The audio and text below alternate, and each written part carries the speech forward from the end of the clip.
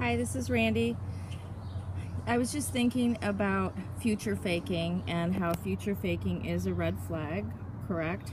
So when you're at the beginning of a possible relationship with someone, when you met someone and you are considering continuing to see them after the first date, but there's no commitment, or even after you have seen someone several times and there's still no kind of commitment. In other words, you're not exclusive, you're not boyfriend and girlfriend, there's nothing been discussed about whether or not you're seeing other people. It's kind of like this don't ask, don't tell kind of limbo situation where you don't know where the other stands and you don't even know how you feel. You're still like asking a lot of questions, getting to know the person, seeing if there's any deal breakers that, you know, are hidden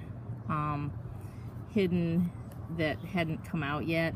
So anyway, what happens is a lot of men, and they're not all narcissists, some of them might be, but you wouldn't know it at the time, they future fake. So I've experienced this a lot.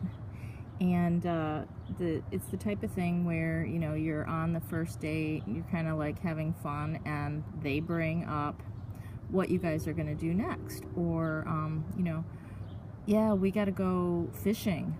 You know, the walleye are going to be biting in a couple weeks, and, you know, I'll take you to Canada, and, you know, we'll get a fishing license for you, and you know, they'll explain in detail how this thing is gonna go, and you know, you're gonna drive the boat, blah blah blah. I got that one.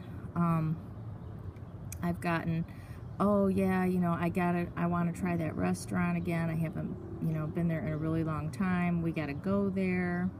You know, I've gotten all sorts of things. I can't really remember any more detailed examples of the kinds of future faking that I've gotten on a first date situation. I can't remember because I don't put much stock into these kind of flimsy, loose plans that seem to be initiated by the man, detailed out. And I wanted to talk about them because I don't want you to put too much stock in those kinds of things either. Yes, it is future faking, and no, I have no clue why men do this. I don't really think they're all that flighty where they really intend to do it at the time and then they change their mind. I don't think that's the case. I think their mind really likes to fantasize a lot, and they verbalize out some of their fantasies. And you know, that's just where it ends, is in a fantasy. It never materializes for like one reason or another, but they like to talk about these things that, you know, they want to do with you, activities, and probably sex too, but they don't always talk about that. They're probably thinking about those things as well. Most of them have enough you know, mindfulness to, you know, not talk about those kinds of fantasies. But the future faking should not be taken by us, by the female in this dating situation, should not really be taken seriously. It cannot be taken as like I was stood up then later on, or it should not be. It should not be considered I was stood up, or he doesn't like me, I did something wrong, and so he did want to take me to this place, but now he doesn't, and it must be because of me. No, don't do that. Do not do that to yourself. You'll never know why things didn't materialize with a guy. And there's no sense in beating your brain about trying to figure out why. Don't consider it that you've been stood up. Okay, I'm going to talk about just for a minute the difference between being stood up and you just perceiving that you've been stood up. So when you're stood up, it doesn't mean you guys made plans for a specific time and date and then the other person canceled. I don't consider that being stood up, you know, unless they're canceling like 30 minutes before you're about to leave the house or to meet them. You know, then that's pretty, you know, that's pretty rude. But if they cancel, like, you know, within 4 hours, or, you know, where you haven't really started getting ready, well, you definitely haven't left the house, then I don't consider that a stand-up. It is a cancel, and I talked a little bit about, you know, when they cancel, and when they cancel, it, you know, either means one of two things. You know, they never wanted to see you in the first place, and they mentioned it and made a time and date, and now they try to get out of it, and they take so long to try to get out of it because they don't know how they're going to get out of it. And, you know, to go round and round in circles trying to figure out why they want to go out of it is futile.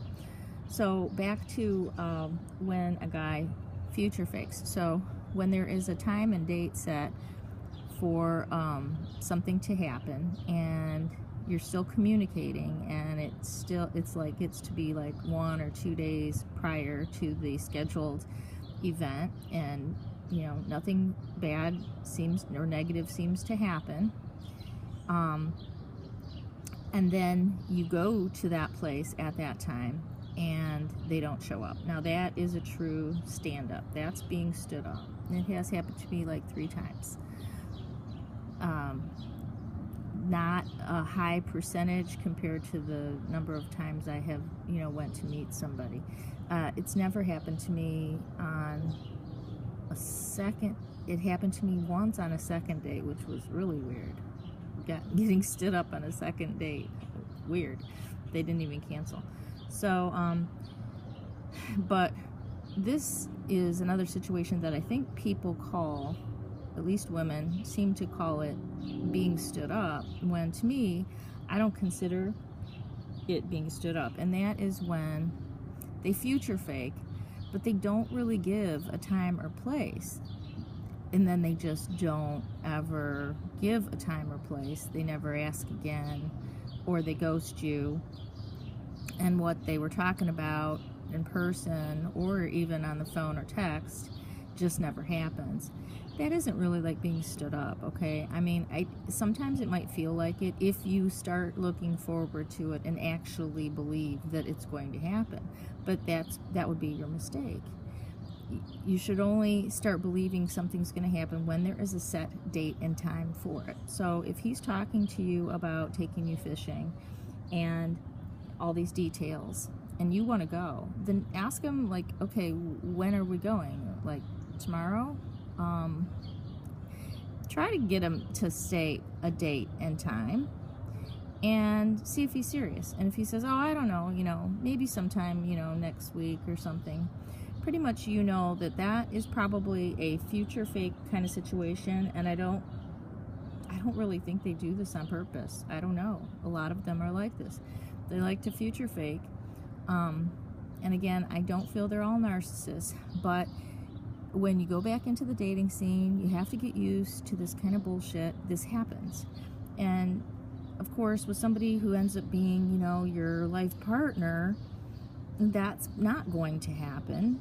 But with all these other dudes that you have to weed out in the meantime, it happens a lot. And don't ask me why. I don't know why they get into the future faking, except for the fact that they like to fantasize a lot in their mind about, I don't know why. I don't know if it's fantasizing necessarily about you, but maybe it's just fantasizing about what it would be like if I had a girlfriend. This is what I would do with her, but they don't necessarily mean you.